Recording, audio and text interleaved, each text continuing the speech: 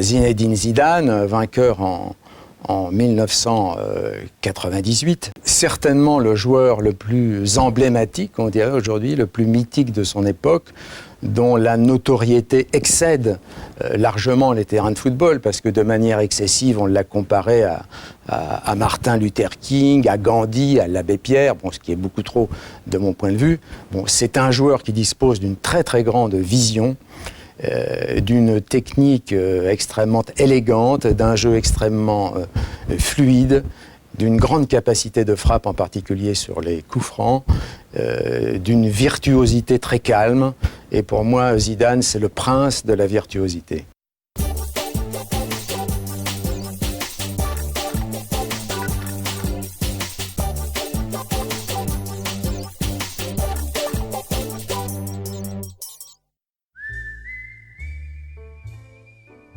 Aujourd'hui, tout le monde s'accorde pour dire que Zinedine Zidane est un véritable artiste du ballon rond. Celui qui a le plus marqué la dernière décennie avec ses gestes et ses mouvements toujours d'une grande élégance. Et pourtant, il fut un temps où sa magie n'était pas encore reconnue comme telle. L'histoire de celui qui remportera le Ballon d'Or en 1998 ne fait pas partie de celle où les talents explosent très jeunes.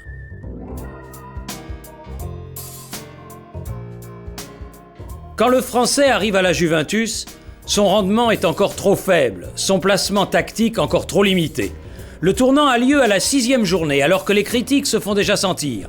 Pour ce Juventus Inter, Marcello Lippi décide de placer Zidane juste derrière les attaquants, au poste de numéro 10, une manœuvre qui s'avéra décisive.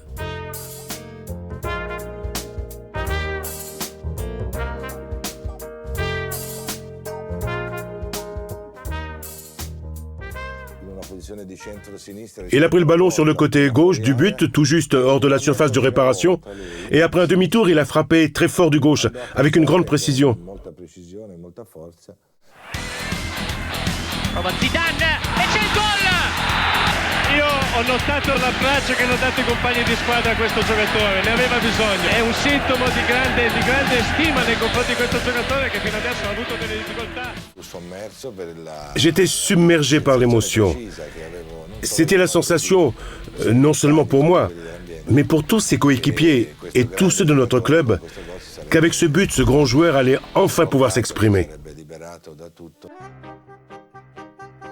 Le public italien a fait la connaissance de Zidane en 1996, alors qu'il jouait aux Girondins de Bordeaux. Il avait alors 24 ans. Coupe de l'UEFA, le Milan AC, fort de son match aller gagné 2-0, se rend à Bordeaux pour un match retour avec une avance très confortable.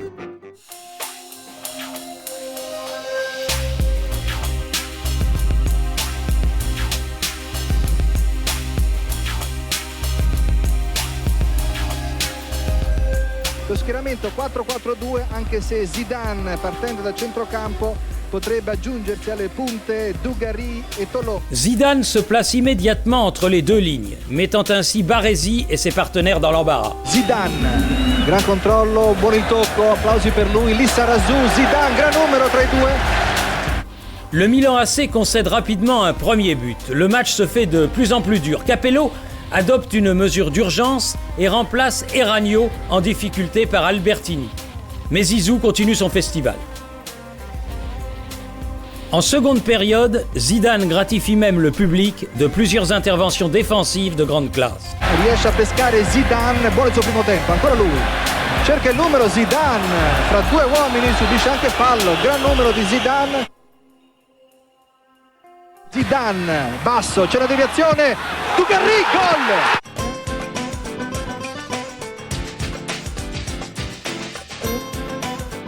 Le Grand Milan tremble. Zidane chipe le ballon à De Sailly et se faufile dans l'intervalle. Parto per lui, attenzione, Zidane. Cerca Tolo, Zidane recupera. Dugarry, pericolo, destro e gol! Incredibile, incredibile.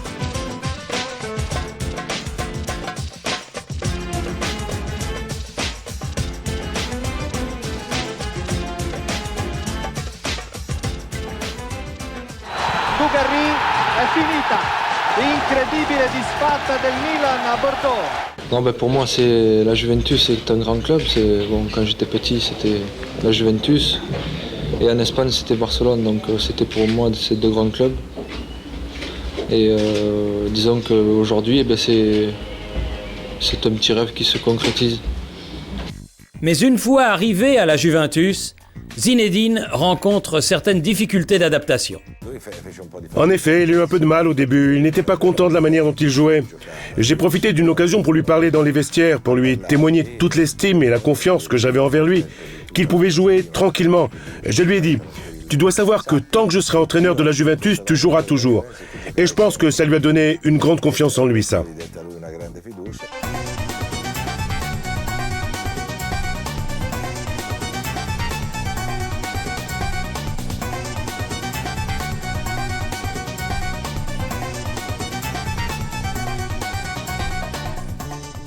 Lorsque l'on arrive de France et que l'on est bon techniquement et que l'on porte le maillot noir et blanc, la comparaison avec Michel Platini est inéluctable. Il ne faut faire aucune comparaison avec Platini. Platini, c'est un modèle. C'est le joueur qui me faisait rêver quand j'étais petit. J'adore Zidane, j'adore le joueur, j'adore l'homme. Mais faire des comparaisons déjà à des époques différentes, c'est très délicat, très difficile. Zidane peut-être, je dirais, par rapport à Platini, était peut-être un peu moins buteur, hein, parce que Michel c'était vraiment le buteur, hein, si on compte les buts qu'il a marqués en équipe de France, à la Juventus, partout où il est passé. Et Zinedine Zidane, c'était l'artiste. Il y a certainement eu un penchant pour la comparaison. En tout cas, le public voit une continuité idéale entre Michel et Zinedine. Parce que pour le reste, les deux époques et les deux joueurs ne sont pas comparables.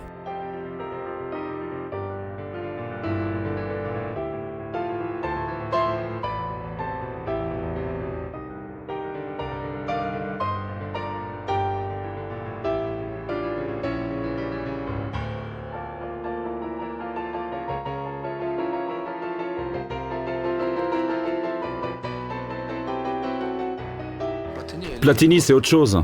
Moi, je suis là. Quand on voit son évolution, quand on voit sa progression, quand on voit le chemin parcouru, je crois que quand il arrive du côté de la Juve, il prend conscience qu'il est dans un grand club et que là, il y a un palier à franchir.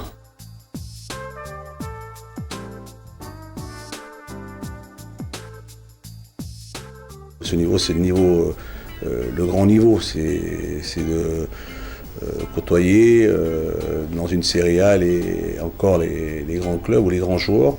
Et là, je pense que Zizou a pris vraiment a pris une autre dimension.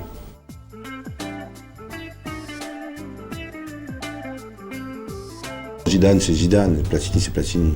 Il n'y a pas d'héritier.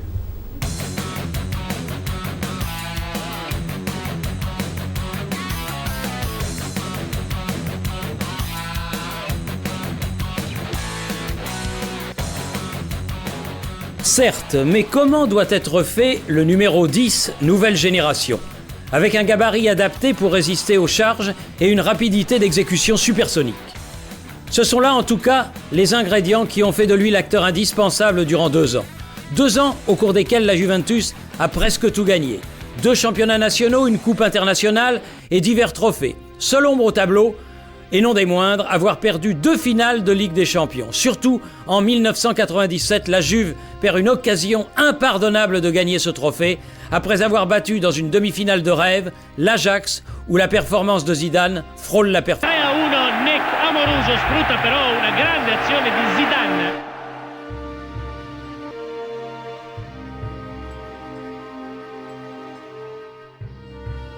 Le 3e but a été comme ça. Lui, il faisait ce type d'action avec des feintes contre feintes, avec la balle passée à Amoruso qu'il suivait à moins d'1 mètre. Et ça a été pratiquement la même chose pour le 4e but. Alors les joueurs et Van der Sar pensèrent qu'il remettait de nouveau la balle en jeu pour Amoruso.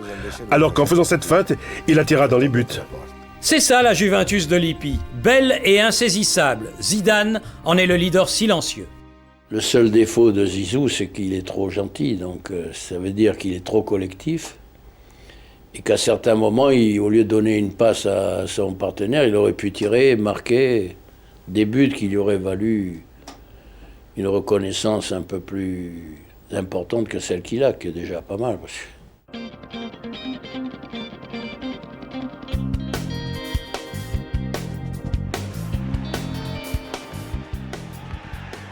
Plus beau qu'utile. Avec cette déclaration, Gianni Agnelli a donné la définition que beaucoup partagent de toute l'expérience de Zidane à la Juventus.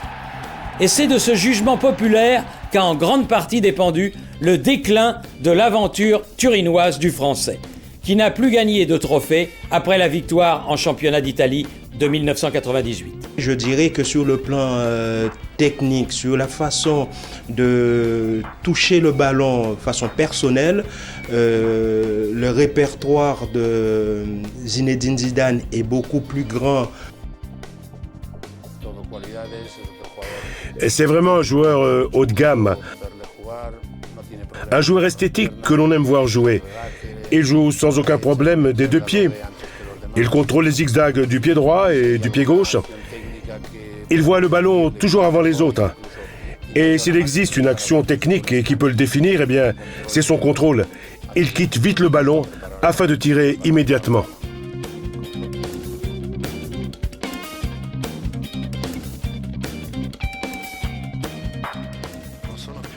Je ne suis plus un jeune de 18 ans, et par conséquent, les critiques sont justes quand on ne joue pas bien. Mais je vais vous dire, je les accepte tant que j'en ai envie. Le jour où j'en aurai marre de tout ça, eh bien, j'arrêterai. C'est simple. Si à certains moments, on a douté à la Juventus de l'utilité de Zidane dans les succès de l'équipe, il n'y a jamais eu la moindre réserve en France pour considérer que Zidane était indispensable en équipe de France. La Coupe du Monde 1998 en est la preuve, même si Zidane ne s'est montré vraiment décisif que durant la finale contre le Brésil. Quand il arrivait en finale, il n'était peut-être pas encore considéré comme le meilleur joueur du tournoi. Mais quand se présente ce genre de rencontre, les grands joueurs répondent toujours présents. À ce stade-là, il faut qu'on gagne la coupe pour entrer dans l'histoire. Rentrant, il est bien frappé au premier poteau. But de Zidane. Zidane sur ce premier corner français place un coup de tête. Il y a eu un moment de confusion dans les marquages. J'étais l'homme qui devait être sur le ballon et je vois Zidane arriver. J'arrive un peu en retard et il marque. Après, nous avons décidé de changer le marquage et c'est Dunga qui devait le marquer.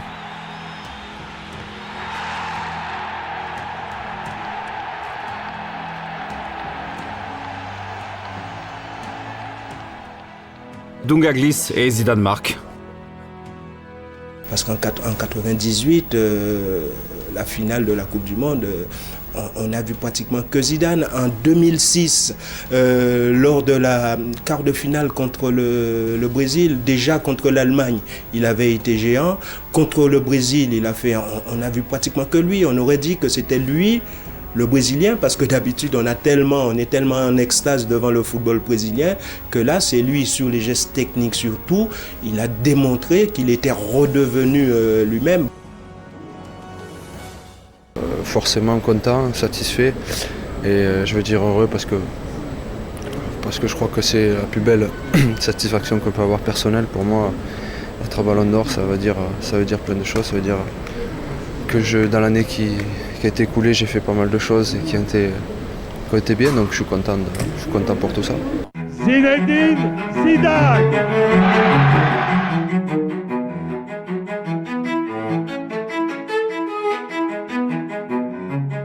La Coupe du Monde 1998 permet à Zidane de remporter le Ballon d'Or. Un trophée que le Français effleure en 2000 en se classant deuxième grâce à un Euro de très haut niveau. Zidane, la star, est décisif dans les matchs coup près. Il momento decisivo, probabilmente decisivo della partita.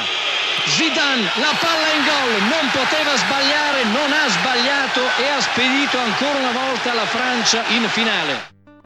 En finale contre l'Italie, Zidane est moins brillant, moins impliqué sur les actions qui mènent aux 2 buts français. Mais sa lecture du jeu reste très intelligente. C'est lui qui donne le tempo, récupère les ballons et tente de toujours être efficace. Un travail que le but en or de Trezeguet se chargera de traduire en triomphe. Pour en revenir à la Juventus, le club m'a dit « Écoute, il faut qu'on vende Zidane ». Alors moi j'ai dit « Bon sang, juste au moment où je reviens, c'est vraiment Zidane qu'il faut vendre ». Alors le club m'a répondu que 75 millions d'euros pour un joueur de 30 ans, ça ne pouvait pas se refuser.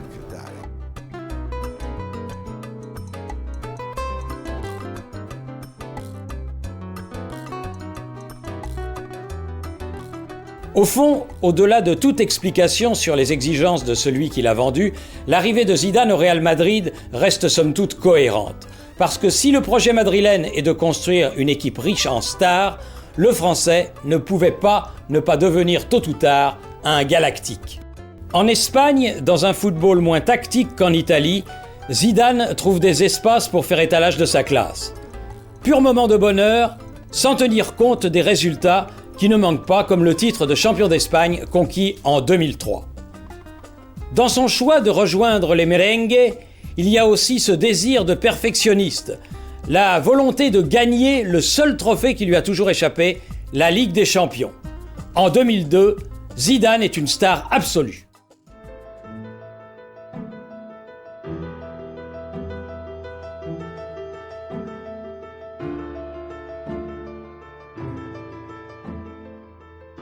La finale est inédite. Real Madrid contre Bayer Leverkusen. Le club allemand participe à sa première finale, le club espagnol a l'occasion de ramener son 9e trophée dans cette compétition. Le match commence en trombe. Zidane et Ballack sont les joueurs les plus attendus. Au bout de 9 minutes, premier but du Real par Raúl. Lancio per Raúl, posizione regolare Raúl! Incredibile! 1-0 Raúl! L'avantage dure très peu. Lucio égalise sur la première incursion dans le camp adverse, Zidane donne la charge et le Real se procure de nombreuses occasions. Dans le but de Zidane, il y a tout. Puissance et efficacité, beauté et perfection. Il fut un temps où on l'appelait le chat noir, parce qu'il perdait toutes ses finales. Le Zidane de la seconde mi-temps prouve que ce temps-là est révolu. Au coup de sifflet final, immense bonheur.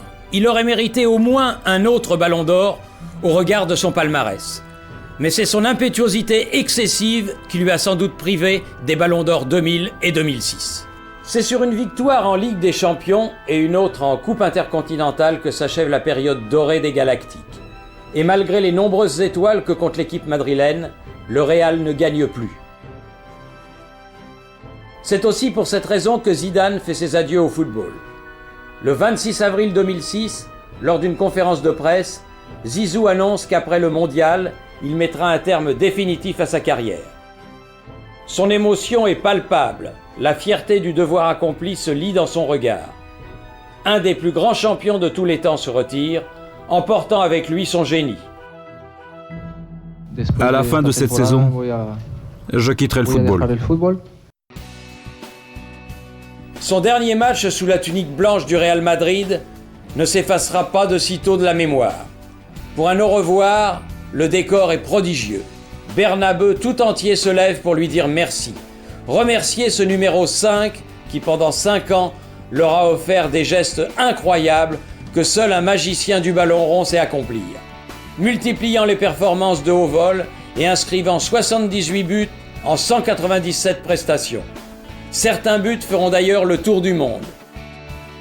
Le dernier, il le marque justement lors de sa dernière apparition. Zizou peut se retirer en paix, il lui reste désormais un ultime objectif, la Coupe du Monde 2006 en Allemagne.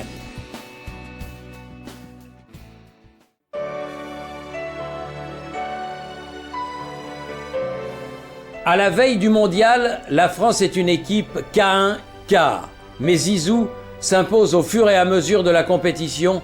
Comme en 98, 2 de ses coups de tête avaient permis à la France de remporter son premier mondial. Cette fois-ci, en revanche, son coup de tête en réponse à une provocation verbale de Materazzi met fin prématurément à sa carrière. Le lendemain, il est tout de même élu meilleur joueur du mondial, mais admet avoir commis une erreur, un geste qu'il n'aurait pas dû faire. Il sera un champion qui a marqué l'histoire de son empreinte, une classe une élégance, un caractère hors du commun. J'admire Zidane en tant que personne, mais aussi comme joueur. J'ai eu le bonheur de pouvoir jouer à ses côtés. Et je dois dire que j'ai beaucoup appris avec lui. Merci à lui, vraiment.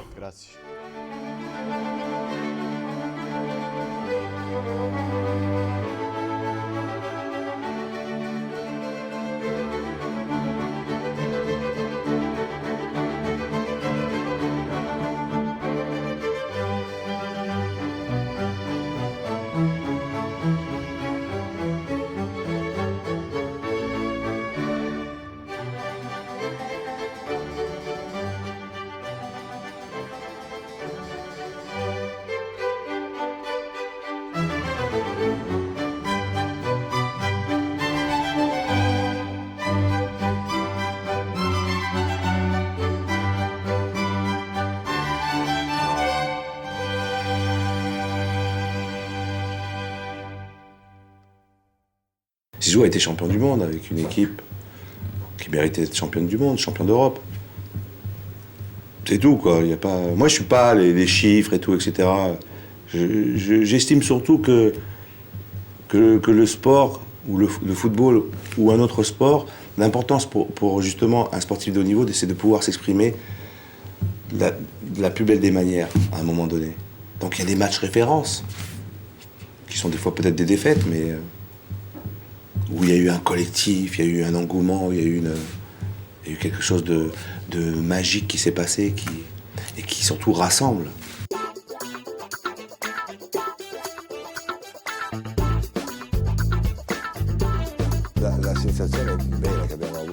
La sensation que nous avons eue, moi qui étais son entraîneur et tous ses coéquipiers, c'est qu'il n'a fait voir à tout le monde que la moitié de ce qu'il était capable de faire. Et puis nous avons vu ça à l'entraînement. Lorsque Zidane avait le ballon, on se mettait parfois à rire devant la beauté des gestes qu'il proposait. À l'entraînement, il se sentait plus libre et il s'amusait. Il faisait des passes vraiment incroyables. Et puis en plus, c'était un garçon fantastique, d'une simplicité, d'une modestie, d'une humilité incroyable. Le soir, quand je rentrais chez moi, vers 10h30, 11h du restaurant où j'allais dîner, je passais près de la gare dans un quartier où il y avait pas mal d'Algériens et plusieurs fois je l'ai trouvé en train de jouer dans la rue avec ses amis algériens. Les premières fois, je descendais de voiture et je lui disais « Mais Zizou, qu'est-ce que tu fais là ?» Et lui « Monsieur, vous avez raison, mais ce sont mes amis, j'ai grandi avec eux. C'est normal que je joue au ballon avec eux, non ?» Alors je lui disais « Tu as raison, mais fais attention à ne pas te faire de mal. » Voilà, ça c'était Zizou, un garçon extraordinaire. Tout le monde l'aimait bien. Et puis je le répète, il nous fascinait tous avec sa classe, surtout à l'entraînement, mais bien sûr aussi sur le terrain.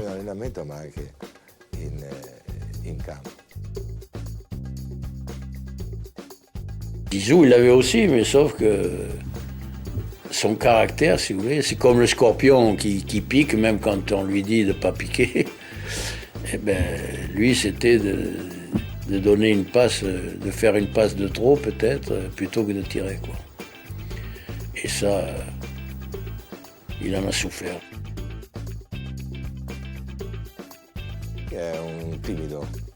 C'est un gars timide en réalité, simple. Il n'a jamais rien fait pour étaler sa supériorité. Au dire de tout le monde, pendant 3, 4 ou 5 ans, il a été le plus grand joueur du monde. Mais il n'a jamais rien fait pour montrer tout cela. Au contraire, il se montrait toujours avec grande simplicité et toujours une grande humilité. Bien, quelquefois je parlais avec les joueurs. Et des fois, par exemple, Conté me disait « Monsieur, ce gars-là, si je perds la balle, il est capable de courir après mon adversaire jusqu'au poteau de corner pour essayer de la lui reprendre. Alors vous pensez que si lui le fait pour moi, je vais le faire pour lui, non ?» Voilà, ça c'était Zidane. Alors du haut de son humilité, de sa simplicité, il n'était peut-être pas considéré comme quelqu'un doté d'un grand caractère. Mais lui, le leadership, il l'avait. Chacun avait le sien. Lui, son leadership était silencieux, mais absolument primordial.